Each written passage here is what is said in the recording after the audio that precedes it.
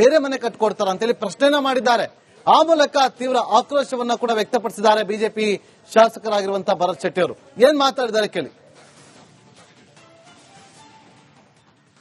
ಬೆಂಗಳೂರಿನ ಕೋಗಿಲು ಬಡಾವಣೆಯಲ್ಲಿ ಅಕ್ರಮ ಮನೆಗಳ ತೆರವು ಕಾರ್ಯಾಚರಣೆ ನಡೆದಿತ್ತು. ಇದು ಬಹಳಷ್ಟು ಚರ್ಚೆಗೂ ಕೂಡ ಗ್ರಾಸ ಆಗಿತ್ತು. ಬಿಜೆಪಿ ಕೂಡ ಒಂದಷ್ಟು ಆಕ್ರೋಶಗಳನ್ನು ಕೂಡ ಇದೇ ವಿಚಾರದಲ್ಲಿ ಹಾಕ್ತಾ ಇರುವಂತದ್ದು. ನಮ್ಮ ಜೊತೆ ಬಿಜೆಪಿ ಶಾಸಕರಾದಂತಹ ಭರತ್ ಶೆಟ್ಟಿ ಅವರಿದ್ದಾರೆ, ಅವ್ರ ಜೊತೆ ಮಾತಾಡ್ತಾ ಹೋಗೋಣ. ಸರಿ, ನಿಮ್ಮ ಆಕ್ರೋಶ ಇರುವಂತದ್ದು ಏನು? ಮೊದಲು ಕರ್ನಾಟಕದಲ್ಲಿರುವಂತಹ ಜನರಿಗೆ ಯಾವುದೇ ಮನೆಯನ್ನ, ಒಂದೇ ಒಂದು ಮನೆಯನ್ನ 2023 ನಂತರ, ಚುನಾವಣೆ ನಂತರ ಕಾಂಗ್ರೆಸ್ ಸರ್ಕಾರದಿಂದ ಒಂದೇ ಮನೆ ನಮಗೆ ಯಾರಿಗೂ ಕೊಟ್ಟಿಲ್ಲ. ಎಲ್ಲೋ ಕೇರಳದಿಂದ ಬಂದಂತ ಮುಸಲ್ಮಾನರು 4 ಸಾಬ್ರು ಇದ್ದಾರೆ ಅನ್ನುವಂತ ಕಾರಣಕ್ಕಾಗಿ ಕರ್ನಾಟಕ ಸರ್ಕಾರ ಇಮಿಡಿಯೇಟ್ ಆಗಿ ಅವರಿಗೆ ಹೊಸ ಮನೆಯನ್ನ ಕಟ್ಟಿಸಿಕೊಡುವಂತ ಕೆಲಸ ಮಾಡ್ತಾ ಇದೆ. ಎಷ್ಟೋ ಜನ ಅಪ್ಲಿಕೇಶನ್ ಕೊಟ್ಟವರು ಸೀನಿಯರಿಟಿ ಅವರು ಇದ್ದಾರೆ, ಮನೆ ಬೇಕನ್ನುವಂತ ಕೊಟ್ಟವರು ಕರ್ನಾಟಕದ ಜನ ಇದ್ದಾರೆ, ಅವರಿಗೆ ಕೊಡ್ತಾ ಇಲ್ಲ. ಎಲ್ಲಿಂದ ಬಂದವರಿಗೆ ಇವರು ಕೊಡ್ತಾ ಇದ್ದಾರೆ. ಹಾಗಾದ್ರೆ ಇವರು, ನಾನು ಸಿದ್ದರಾಮಯ್ಯನ ಪ್ರೈವೇಟ್ ಲ್ಯಾಂಡಿನಲ್ಲಿ ಅಥವಾ ವಿಧಾನಸೌಧದಲ್ಲಿ ಅಥವಾ ಮತ್ತೊಂದು ಕಡೆ ಡಿ ಕೆ ಶಿವಕುಮಾರ್ ಮನೆ ಇದ್ರೆ ನಾವು ಟೆಂಟ್ ಹಾಕಿ ಕೂತ್ರೆ ಇವರು ಅವರಿಗೆ ಜನರಿಗೆ ಬೇರೆ ಜಾಗವನ್ನು ಕೊಡ್ತಾರಾ? ಹಾಗಾದ್ರೆ ಯಾರ ಆಸ್ತಿ ಇದು? ಸರ್ಕಾರದ ಆಸ್ತಿ ಅಂದ್ರೆ ಯಾರ ಆಸ್ತಿ? ಜನರ ಆಸ್ತಿ. ಅದನ್ನ ಯಾರಿಗೆ ಬೇಕಾದ್ರೂ ಕೊಡಬಹುದಾ ಸರ್ಕಾರ? ಇವರು ಸ್ವಂತ ಜಾಗವನ್ನು ಕೊಡ್ಲಿಕ್ಕೆ ರೆಡಿ ಇದ್ದಾರಾ? ಸ್ವಂತ ಜಾಗ ಕೊಡುವುದಿಲ್ಲ ಇವರು ಯಾರು ಸಹ. ಸರ್ಕಾರದ ಆಸ್ತಿ ಇದ್ರೆ ಯಾರ್ಯಾರಿಗೂ ಕೊಡ್ತಾರೆ. ನೀವು ಸೀನಿಯಾರಿಟಿ ಇದೆ, ಅದರಲ್ಲಿ ಅಪ್ಲಿಕೇಶನ್ ಕೊಟ್ಟವ್ರು ಇದ್ದಾರೆ, ಅವ್ರಿಗೆ ಕೊಡಿ ಫಸ್ಟ್. ಇಡೀ ಕರ್ನಾಟಕದಲ್ಲಿ ಇದೆ. ಮತ್ತು ಇವರು ಮಾಡುವಂತ ಸದ್ದು, ಕಮ್ಯುನಿಸ್ಟರು ಮಾಡ್ತಿರುವಂತಹ ಸದ್ದು, ಕಾಂಗ್ರೆಸ್ ಮಾಡುತ್ತಿರುವಂತಹ ಸದ್ದನ್ನೇ ಈಗ ಪಾಕಿಸ್ತಾನದವರು ಸಹ ಮಾಡ್ತಾ ಇದ್ದಾರೆ. ಹಾಗಾದ್ರೆ ಇದರ ಒಳಗುಟ್ಟೇನು? ಪಾಕಿಸ್ತಾನದಿಂದ ಅದೇ ರೀತಿ ಮಾತಾಡ್ತಾ ಇದ್ದಾರೆ. ಕೋಗಿಲ ಲೇಔಟ್ನಲ್ಲಿ ಆದ ವಿಷಯಗಳ ಬಗ್ಗೆ ಅವರು ಮಾತಾಡ್ತಾ ಇದ್ದಾರೆ. ಕಮ್ಯುನಿಸ್ಟರು ಅದೇ ಸೌಂಡ್ ಅನ್ನು ಎತ್ತುತ್ತಿದ್ದಾರೆ.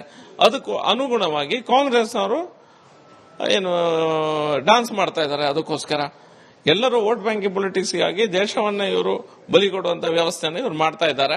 ಕರ್ನಾಟಕದ ಜನರಿಗೆ ಮಾತ್ರ ಇವರು ಚೊಂಬು ಮಂತ್ರ ಕೊಡ್ತಾ ಇದ್ದಾರೆ, ಮತ್ತೇನು ಸಹ ಕೊಡ್ತಾ ಇಲ್ಲ. ಇವರು ಡೆಮೋಲಿಷ್ ಮಾಡಿದ್ದಾರೆ. ನಿಮ್ಮ ಪ್ರಕಾರ ಏನ್ ಮಾಡಬೇಕಿತ್ತು? ಅಂದ್ರೆ ಸರ್ಕಾರ ಈಗ ಅವರಿಗೆ ಮನೆ ಕಟ್ಟುವುದಕ್ಕೆ ನಿರ್ಧಾರ ಮಾಡಿದೆ ಅಂತ ಹೇಳ್ತಾರೆ. ನಿಮ್ಮ ಪ್ರಕಾರ ಏನ್ ಮಾಡಬೇಕು? ಈ ಡೆಮೊಲೇಷನ್ ಮಾಡ್ಲಿಕ್ಕಿಂತ ಮುಂಚೆ ಅಲ್ಲಿ ಯಾರೆಲ್ಲ ಕೊಟ್ಟಿದೆ ಅವರನ್ನ ಅಲ್ಲಿಂದ ಕಳಿಸ್ಬೇಕು. ಫಸ್ಟಿಗೆ ಅಲ್ಲೇ ಮತ್ತೊಂದು ಕಡೆ ಅಲ್ಲಿ ಇರ್ಲಿಕ್ಕೆ ಅವಕಾಶ ಕೊಡುವ. ಅವರವ್ರ ಊರಿಗೆ ಎಲ್ಲಿಂದ ಬಂದಿದೆ ಅಲ್ಲಿಂದ ಆ ಜಾಗದಿಂದ ಅವರನ್ನ ಕಳಿಸ್ಬೇಕು. ನೋಟಿಸ್ ಕೊಟ್ಟಿದ್ದಾರೆ ಅಂತ ಹೇಳ್ತಾ ಇದ್ದಾರೆ. ನೋಟಿಸ್ ಕೊಟ್ಟು ಅವರನ್ನ ಆ ಜಾಗದಿಂದ ಅವರನ್ನ ಕಳಿಸಿ ಆಮೇಲೆ ಡೆಮೊಲಿಷನ್ ಮಾಡಬೇಕು. ಡೆಮೊಲಿಷನ್ ಮಾಡಿದ ನಂತರ ಪುನಃ ಅವರಿಗೆ ಇಮಿಡಿಯೇಟ್ ಆಗಿ ಮನೆ ಕಟ್ಟಿಕೊಡುವಂತ ಅವಕಾಶ ಸರ್ಕಾರದಲ್ಲಿ ಇಲ್ಲ, ಅವಕಾಶ ಲಾ ಅಲ್ಲಿ ಇಲ್ಲ. ಹೀಗೆ ಅಕ್ರಮ ಒತ್ತುವರಿ ಮಾಡಿದಂತ ಕರ್ನಾಟಕದಲ್ಲಿ ಹೀಗೆ ಅಕ್ರಮ ಒತ್ತುವರಿ ಮಾಡಿ ಕರ್ನಾಟಕದವರೇ ತುಂಬಾ ಜನ ಮನೆಯೆಲ್ಲ ಕೊಡ್ಕೊಂಡಿದ್ದಾರೆ. ಅಕ್ರಮ ಒತ್ತುವರಿ ಮಾಡಿ ಅದನ್ನ ತೆರವುಗೊಳಿಸಿದ್ದಾರೆ ಸರ್ಕಾರ. ತೆರವುಗೊಳಿಸುವ ಸಂದರ್ಭದಲ್ಲಿ ಅವನು ಯಾರಿಗೂ ಬೇರೆ ಮನೆಯನ್ನ ಕಟ್ಟಿಕೊಡ್ಲಿಲ್ಲ. ಒಬ್ಬನಿಗೆ ಸಹ ಬೇರೆ ಮನೆಯನ್ನ ಎಷ್ಟು ತನಕ ಕೊಡ್ಲಿಲ್ಲ. ಹಾಗಾದ್ರೆ ಈ ಕೇರಳದಿಂದ ಬಂದಂತ ಇವರಿಗೆ ಯಾಕೆ ಸ್ಪೆಷಲ್ ಕನ್ಸಿಡರೇಷನ್? ಯಾಕೆ? ನಾವು ಯಾರಿಗೂ ಕೊಡಬೇಡಿ ಅಂತ ಹೇಳ್ತಾ ಇಲ್ಲ. ನೀವು ಸೀನಿಯಾರಿಟಿ ಇರುವಂತವ್ರು, ಕರ್ನಾಟಕದಲ್ಲೇ ಇರುವಂತವ್ರು, ನಿಮ್ಮ ವೋಟರ್ಸ್ ಹಿಂದೆ ಯಾರು ಮನೆಯನ್ನೆಲ್ಲ ಕಳ್ಕೊಂಡಿದ್ದಾರೆ, ಹೀಗೆ ಅಕ್ರಮ ಒತ್ತುವರಿ ಮಾಡಿಕೊಂಡು ತೆರವುಗೊಳಿಸಿಕೊಂಡಿದ್ದಾರೆ, ಅವ್ರಿಗೆ ಸಹ ಮನೆ ಕಟ್ಟಿಕೊಡ್ಬೇಕಲ್ಲ. ಅವ್ರಿಗೆ ಸೀನಿಯಾರಿಟಿ ಇದೆ. ನೀವು ಅವರ ಬಗ್ಗೆ ಯೋಚನೆ ಮಾಡ್ತಾ ಇಲ್ಲ. ನೀವು ಕೇರಳದಿಂದ ಬಂದಂತ 4 ಸಾವಿರ ಪರವಾಗಿ ನೀವು ಹೀಗೆ ಮಾಡುವುದಾದ್ರೆ ಇದು ಒಳಗುಟ್ಟೆ ನಿಮ್ದಾಗಾದ್ರೆ ಎಲ್ಲದೂ ರಾಜಕೀಯನ, ಎಲ್ಲಾ ದೃಷ್ಟಿಕೋನವಂತ ನೀವು ವೋಟ್ ಬ್ಯಾಂಕ್ ಪೊಲಿಟಿಕ್ಸ್ ಮೂಲಕನೇ ನೋಡುವುದಾ ಅನ್ನೋದು ನಮ್ಮ ಪ್ರಶ್ನೆ. ಇದು ಶಾಸಕ ಭರತ್ ಶೆಟ್ಟಿ ಅವರ ಮಾತು. ಕ್ಯಾಮರಾ ಪರ್ಸನ್ ದಿವಾಕರ್ ಪದ್ಮುಂಜ ಜೊತೆ ದಿನೇಶ್ ಕಾಶಿಪಟ್ನ, ರಿಪಬ್ಲಿಕ್ ಕನ್ನಡ. ಬೇರೆ ಮನೆ ಕಟ್ಕೊಡ್ತಾರ ಅಂತೇಳಿ ಪ್ರಶ್ನೆನ ಮಾಡಿದ್ದಾರೆ. ಆ ಮೂಲಕ ತೀವ್ರ ಆಕ್ರೋಶವನ್ನ ಕೂಡ ವ್ಯಕ್ತಪಡಿಸಿದ್ದಾರೆ ಬಿಜೆಪಿ ಶಾಸಕರಾಗಿರುವಂತಹ ಭರತ್ ಶೆಟ್ಟಿ ಅವರು. ಏನ್ ಮಾತಾಡಿದ್ದಾರೆ ಕೇಳಿ. ಬೆಂಗಳೂರಿನ ಕೋಗಿಲು ಬಡಾವಣೆಯಲ್ಲಿ ಅಕ್ರಮ ಮನೆಗಳ ತೆರವು ಕಾರ್ಯಾಚರಣೆ ನಡೆದಿತ್ತು. ಇದು ಬಹಳಷ್ಟು ಚರ್ಚೆಗೂ ಕೂಡ ಗ್ರಾಸ ಆಗಿತ್ತು. ಬಿಜೆಪಿ ಕೂಡ ಒಂದಷ್ಟು ಆಕ್ರೋಶಗಳನ್ನು ಕೂಡ ಇದೇ ವಿಚಾರದಲ್ಲಿ ಹಾಕ್ತಾ ಇರುವಂತದ್ದು. ನಮ್ಮ ಜೊತೆ ಬಿಜೆಪಿ ಶಾಸಕರಾದಂತಹ ಭರತ್ ಶೆಟ್ಟಿ ಅವರಿದ್ದಾರೆ, ಅವ್ರ ಜೊತೆ ಮಾತಾಡ್ತಾ ಹೋಗೋಣ. ಸರಿ, ನಿಮ್ಮ ಆಕ್ರೋಶ ಇರುವಂತದ್ದು ಏನು? ಮೊದಲು ಕರ್ನಾಟಕದಲ್ಲಿರುವಂತಹ ಜನರಿಗೆ ಯಾವುದೇ ಮನೆಯನ್ನ, ಒಂದೇ ಒಂದು ಮನೆಯನ್ನ 2023 ನಂತರ, ಚುನಾವಣೆ ನಂತರ ಕಾಂಗ್ರೆಸ್ ಸರ್ಕಾರದಿಂದ ಒಂದೇ ಮನೆ ನಮಗೆ ಯಾರಿಗೂ ಕೊಟ್ಟಿಲ್ಲ. ಎಲ್ಲೋ ಕೇರಳದಿಂದ ಬಂದಂತ ಮುಸಲ್ಮಾನರು 4 ಸಾಬ್ರು ಇದ್ದಾರೆ ಅನ್ನುವಂತ ಕಾರಣಕ್ಕಾಗಿ ಕರ್ನಾಟಕ ಸರ್ಕಾರ ಇಮಿಡಿಯೇಟ್ ಆಗಿ ಅವರಿಗೆ ಹೊಸ ಮನೆಯನ್ನ ಕಟ್ಟಿಸಿಕೊಡುವಂತ ಕೆಲಸ ಮಾಡ್ತಾ ಇದೆ. ಎಷ್ಟೋ ಜನ ಅಪ್ಲಿಕೇಶನ್ ಕೊಟ್ಟವರು ಸೀನಿಯರಿಟಿ ಅವರು ಇದ್ದಾರೆ, ಮನೆ ಬೇಕನ್ನುವಂತ ಕೊಟ್ಟವರು ಕರ್ನಾಟಕದ ಜನ ಇದ್ದಾರೆ, ಅವರಿಗೆ ಕೊಡ್ತಾ ಇಲ್ಲ. ಎಲ್ಲಿಂದ ಬಂದವರಿಗೆ ಇವರು ಕೊಡ್ತಾ ಇದ್ದಾರೆ. ಹಾಗಾದ್ರೆ ಇವರು, ನಾನು ಸಿದ್ದರಾಮಯ್ಯನ ಪ್ರೈವೇಟ್ ಲ್ಯಾಂಡಿನಲ್ಲಿ ಅಥವಾ ವಿಧಾನಸೌಧದಲ್ಲಿ ಅಥವಾ ಮತ್ತೊಂದು ಕಡೆ ಡಿ ಕೆ ಶಿವಕುಮಾರ್ ಮನೆ ಇದ್ರೆ ನಾವು ಟೆಂಟ್ ಹಾಕಿ ಕೂತ್ರೆ ಇವರು ಅವರಿಗೆ ಜನರಿಗೆ ಬೇರೆ ಜಾಗವನ್ನು ಕೊಡ್ತಾರಾ? ಹಾಗಾದ್ರೆ ಯಾರ ಆಸ್ತಿ ಇದು? ಸರ್ಕಾರದ ಆಸ್ತಿ ಅಂದ್ರೆ ಯಾರ ಆಸ್ತಿ? ಜನರ ಆಸ್ತಿ. ಅದನ್ನ ಯಾರಿಗೆ ಬೇಕಾದ್ರೂ ಕೊಡಬಹುದಾ ಸರ್ಕಾರ? ಇವರು ಸ್ವಂತ ಜಾಗವನ್ನು ಕೊಡ್ಲಿಕ್ಕೆ ರೆಡಿ ಇದ್ದಾರಾ? ಸ್ವಂತ ಜಾಗ ಕೊಡುವುದಿಲ್ಲ ಇವರು ಯಾರು ಸಹ. ಸರ್ಕಾರದ ಆಸ್ತಿ ಇದ್ರೆ ಯಾರ್ಯಾರಿಗೋ ಕೊಡ್ತಾರೆ. ನೀವು ಸೀನಿಯಾರಿಟಿ ಇದೆ ಅದರಲ್ಲಿ, ಅಪ್ಲಿಕೇಶನ್ ಕೊಟ್ಟವ್ರು ಇದ್ದಾರೆ, ಅವ್ರಿಗೆ ಕೊಡಿ ಫಸ್ಟ್. ಇಡೀ ಕರ್ನಾಟಕದಲ್ಲಿ ಇದೆ. ಮತ್ತು ಇವರು ಮಾಡುವಂತ ಸದ್ದು, ಕಮ್ಯುನಿಸ್ಟರು ಮಾಡ್ತಿರುವಂತಹ ಸದ್ದು, ಕಾಂಗ್ರೆಸ್ ಮಾಡುತ್ತಿರುವಂತಹ ಸದ್ದನ್ನೇ ಈಗ ಪಾಕಿಸ್ತಾನದವರು ಸಹ ಮಾಡ್ತಾ ಇದ್ದಾರೆ. ಹಾಗಾದ್ರೆ ಇದರ ಒಳಗುಟ್ಟೇನು? ಪಾಕಿಸ್ತಾನದಿಂದ ಅದೇ ರೀತಿ ಮಾತಾಡ್ತಾ ಇದ್ದಾರೆ. ಕೋಗಿಲ ಲೇಔಟ್ನಲ್ಲಿ ಆದ ವಿಷಯಗಳ ಬಗ್ಗೆ ಅವರು ಮಾತಾಡ್ತಾ ಇದ್ದಾರೆ. ಕಮ್ಯುನಿಸ್ಟರು ಅದೇ ಸೌಂಡ್ ಅನ್ನು ಎತ್ತುತ್ತಿದ್ದಾರೆ. ಅದಕ್ಕೂ ಅನುಗುಣವಾಗಿ ಕಾಂಗ್ರೆಸ್ ಅವರು ಡಾನ್ಸ್ ಮಾಡ್ತಾ ಇದ್ದಾರೆ. ಅದಕ್ಕೋಸ್ಕರ ಎಲ್ಲರೂ ವೋಟ್ ಬ್ಯಾಂಕ್ ಪೊಲಿಟಿಕ್ಸ್ಗಾಗಿ ದೇಶವನ್ನ ಇವರು ಬಲಿ ಕೊಡುವಂತ ವ್ಯವಸ್ಥೆಯನ್ನು ಇವರು ಮಾಡ್ತಾ ಇದ್ದಾರೆ. ಕರ್ನಾಟಕ ಜನರಿಗೆ ಮಾತ್ರ ಇವರು ಚೊಂಬು ಮಂತ್ರ ಕೊಡ್ತಾ ಇದ್ದಾರೆ, ಮತ್ತೇನು ಸಹ ಕೊಡ್ತಾ ಇಲ್ಲ. ಇವರು ಡೆಮೋಲಿಷ್ ಮಾಡಿದ್ದಾರೆ.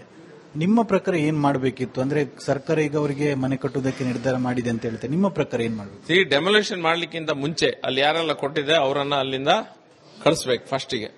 ಅಲ್ಲೇ ಮತ್ತೊಂದು ಕಡೆ ಅಲ್ಲಿ ಇರ್ಲಿಕ್ಕೆ ಅವಕಾಶ ಕೊಡುವ. ಅವರವ್ರ ಊರಿಗೆ ಎಲ್ಲಿಂದ ಬಂದಿದೆ ಅಲ್ಲಿಂದ ಆ ಜಾಗದಿಂದ ಅವರನ್ನ ಕಳಿಸ್ಬೇಕು. ನೋಟಿಸ್ ಕೊಟ್ಟಿದ್ದಾರೆ ಅಂತ ಹೇಳ್ತಾ ಇದ್ದಾರೆ. ನೋಟಿಸ್ ಕೊಟ್ಟು ಅವರನ್ನ ಅಲ್ಲಿ ಆ ಜಾಗದಿಂದ ಅವರನ್ನ ಕಳಿಸಿ ಆಮೇಲೆ ಡೆಮೊಲೇಷನ್ ಮಾಡಬೇಕು.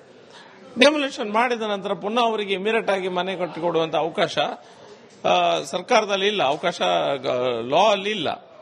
ಹೀಗೆ ಅಕ್ರಮ ಒತ್ತುವರಿ ಮಾಡಿದಂತ ಕರ್ನಾಟಕದಲ್ಲಿ ಹೀಗೆ ಅಕ್ರಮ ಒತ್ತುವರಿ ಮಾಡಿ ಕರ್ನಾಟಕದವರೇ ತುಂಬಾ ಜನ ಮನೆಯೆಲ್ಲ ಕೊಡ್ಕೊಂಡಿದ್ದಾರೆ. ಅಕ್ರಮ ಒತ್ತುವರಿ ಮಾಡಿ ಅದನ್ನ ತೆರವುಗೊಳಿಸಿದ್ದಾರೆ ಸರ್ಕಾರ. ತೆರವುಗೊಳಿಸುವ ಸಂದರ್ಭದಲ್ಲಿ ಅವನು ಯಾರಿಗೂ ಬೇರೆ ಮನೆಯನ್ನ ಕಟ್ಟಿಕೊಡ್ಲಿಲ್ಲ. ಒಬ್ಬನಿಗೆ ಸಹ ಬೇರೆ ಮನೆಯನ್ನ ಎಷ್ಟು ತನಕ ಕೊಡ್ಲಿಲ್ಲ.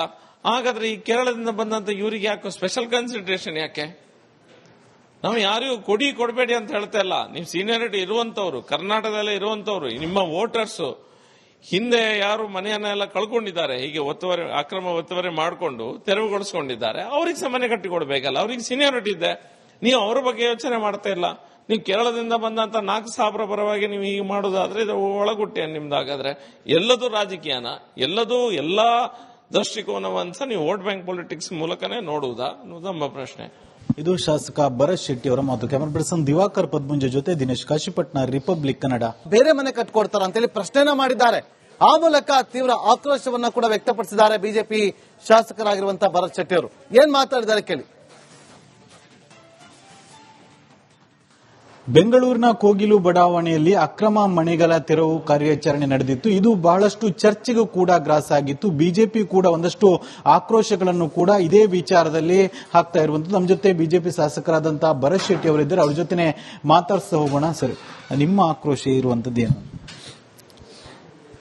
ಮೊದಲು ಕರ್ನಾಟಕದಲ್ಲಿರುವಂತಹ ಜನರಿಗೆ ಯಾವುದೇ ಮನೆಯನ್ನ, ಒಂದೇ ಒಂದು ಮನೆಯನ್ನ 2023 ನಂತರ, ಚುನಾವಣೆ ನಂತರ ಕಾಂಗ್ರೆಸ್ ಸರ್ಕಾರದಿಂದ ಒಂದೇ ಮನೆ ನಮಗೆ ಯಾರಿಗೂ ಕೊಟ್ಟಿಲ್ಲ. ಎಲ್ಲೋ ಕೇರಳದಿಂದ ಬಂದಂತ ಮುಸಲ್ಮಾನರು 4,000 ಇದ್ದಾರೆ ಅನ್ನುವಂತ ಕಾರಣಕ್ಕಾಗಿ ಕರ್ನಾಟಕ ಸರ್ಕಾರ ಇಮಿಡಿಯೇಟ್ ಆಗಿ ಅವರಿಗೆ ಹೊಸ ಮನೆಯನ್ನ ಕಟ್ಟಿಸಿಕೊಡುವಂತ ಕೆಲಸ ಮಾಡ್ತಾ ಇದೆ. ಎಷ್ಟೋ ಜನ ಅಪ್ಲಿಕೇಶನ್ ಕೊಟ್ಟವರು ಸೀನಿಯಾರಿಟಿ ಅವರು ಇದ್ದಾರೆ, ಮನೆ ಬೇಕನ್ನುವಂತ ಕೊಟ್ಟವರು ಕರ್ನಾಟಕದ ಜನ ಇದ್ದಾರೆ, ಅವರಿಗೂ ಕೊಡ್ತಾ ಇಲ್ಲ. ಎಲ್ಲಿಂದ ಬಂದವರಿಗೆ ಇವರು ಕೊಡ್ತಾ ಇದ್ದಾರೆ. ಹಾಗಾದ್ರೆ ಇವರು ನಾನು ಸಿದ್ದರಾಮಯ್ಯನ ಪ್ರೈವೇಟ್ ಲ್ಯಾಂಡಿನಲ್ಲಿ ಅಥವಾ ವಿಧಾನಸೌಧದಲ್ಲಿ ಅಥವಾ ಮತ್ತೊಂದು ಕಡೆ ಡಿ ಕೆ ಶಿವಕುಮಾರ್ ಮನೆ ಇದ್ರೆ ನಾವು ಟೆಂಟ್ ಹಾಕಿ ಕೂತ್ರೆ ಇವರು ಅವರಿಗೆ ಜನರಿಗೆ ಬೇರೆ ಜಾಗವನ್ನು ಕೊಡ್ತಾರಾ? ಹಾಗಾದ್ರೆ ಯಾರ ಆಸ್ತಿ ಇದು? ಸರ್ಕಾರದ ಆಸ್ತಿ ಅಂದ್ರೆ ಯಾರ ಆಸ್ತಿ? ಜನರ ಆಸ್ತಿ. ಅದನ್ನ ಯಾರಿಗೆ ಬೇಕಾದ್ರೂ ಕೊಡಬಹುದಾ ಸರ್ಕಾರ? ಇವರು ಸ್ವಂತ ಜಾಗವನ್ನು ಕೊಡ್ಲಿಕ್ಕೆ ರೆಡಿ ಇದ್ದಾರಾ? ಸ್ವಂತ ಜಾಗ ಕೊಡುವುದಿಲ್ಲ ಇವರು ಯಾರು ಸಹ. ಸರ್ಕಾರದ ಆಸ್ತಿ ಇದ್ರೆ ಯಾರ್ಯಾರಿಗೋ ಕೊಡ್ತಾರೆ. ನೀವು ಸೀನಿಯಾರಿಟಿ ಇದೆ ಅದರಲ್ಲಿ, ಅಪ್ಲಿಕೇಶನ್ ಕೊಟ್ಟವ್ರು ಇದ್ದಾರೆ, ಅವ್ರಿಗೆ ಕೊಡಿ ಫಸ್ಟ್. ಇಡೀ ಕರ್ನಾಟಕದಲ್ಲಿ ಇದೆ. ಮತ್ತು ಇವರು ಮಾಡುವಂತ ಸದ್ದು, ಕಮ್ಯುನಿಸ್ಟರು ಮಾಡ್ತಿರುವಂತಹ ಸದ್ದು, ಕಾಂಗ್ರೆಸ್ ಮಾಡುತ್ತಿರುವಂತಹ ಸದ್ದನ್ನೇ ಈಗ ಪಾಕಿಸ್ತಾನದವರು ಸಹ ಮಾಡ್ತಾ ಇದ್ದಾರೆ. ಹಾಗಾದ್ರೆ ಇದರ ಒಳಗುಟ್ಟೇನು? ಪಾಕಿಸ್ತಾನದಿಂದ ಅದೇ ರೀತಿ ಮಾತಾಡ್ತಾ ಇದ್ದಾರೆ. ಕೋಗಿಲ ಲೇಔಟ್ನಲ್ಲಿ ಆದ ವಿಷಯಗಳ ಬಗ್ಗೆ ಅವರು ಮಾತಾಡ್ತಾ ಇದ್ದಾರೆ. ಕಮ್ಯುನಿಸ್ಟರು ಅದೇ ಸೌಂಡ್ ಅನ್ನು ಎತ್ತುತ್ತಿದ್ದಾರೆ. ಅದಕ್ಕೂ ಅನುಗುಣವಾಗಿ ಕಾಂಗ್ರೆಸ್ ಅವರು ಡಾನ್ಸ್ ಮಾಡ್ತಾ ಇದ್ದಾರೆ. ಅದಕ್ಕೋಸ್ಕರ ಎಲ್ಲರೂ ವೋಟ್ ಬ್ಯಾಂಕ್ ಪೊಲಿಟಿಕ್ಸ್ಗಾಗಿ ದೇಶವನ್ನ ಇವರು ಬಲಿ ಕೊಡುವಂತ ವ್ಯವಸ್ಥೆಯನ್ನು ಇವರು ಮಾಡ್ತಾ ಇದ್ದಾರೆ. ಕರ್ನಾಟಕ ಜನರಿಗೆ ಮಾತ್ರ ಇವರು ಚೊಂಬು ಮಂತ್ರ ಕೊಡ್ತಾ ಇದ್ದಾರೆ, ಮತ್ತೇನು ಸಹ ಕೊಡ್ತಾ ಇಲ್ಲ. ಇವರು ಡೆಮೋಲಿಷ್ ಮಾಡಿದ್ದಾರೆ. ನಿಮ್ಮ ಪ್ರಕಾರ ಏನ್ ಮಾಡಬೇಕಿತ್ತು? ಅಂದ್ರೆ ಸರ್ಕಾರ ಈಗ ಅವರಿಗೆ ಮನೆ ಕಟ್ಟುವುದಕ್ಕೆ ನಿರ್ಧಾರ ಮಾಡಿದೆ ಅಂತ ಹೇಳ್ತಾರೆ. ನಿಮ್ಮ ಪ್ರಕಾರ ಏನ್ ಮಾಡಬೇಕು? ಈ ಡೆಮೊಲೇಷನ್ ಮಾಡ್ಲಿಕ್ಕಿಂತ ಮುಂಚೆ ಅಲ್ಲಿ ಯಾರೆಲ್ಲ ಕೊಟ್ಟಿದೆ ಅವರನ್ನ ಅಲ್ಲಿಂದ ಕಳಿಸ್ಬೇಕು ಫಸ್ಟಿಗೆ. ಅಲ್ಲೇ ಮತ್ತೊಂದು ಕಡೆ ಅಲ್ಲಿ ಇರ್ಲಿಕ್ಕೆ ಅವಕಾಶ ಕೊಡುವ. ಅವರವ್ರ ಊರಿಗೆ ಎಲ್ಲಿಂದ ಬಂದಿದೆ ಅಲ್ಲಿಂದ ಆ ಜಾಗದಿಂದ ಅವರನ್ನ ಕಳಿಸ್ಬೇಕು. ನೋಟಿಸ್ ಕೊಟ್ಟಿದ್ದಾರೆ ಅಂತ ಹೇಳ್ತಾ ಇದ್ದಾರೆ. ನೋಟಿಸ್ ಕೊಟ್ಟು ಅವರನ್ನ ಆ ಜಾಗದಿಂದ ಅವರನ್ನ ಕಳಿಸಿ ಆಮೇಲೆ ಡೆಮೊಲಿಷನ್ ಮಾಡಬೇಕು.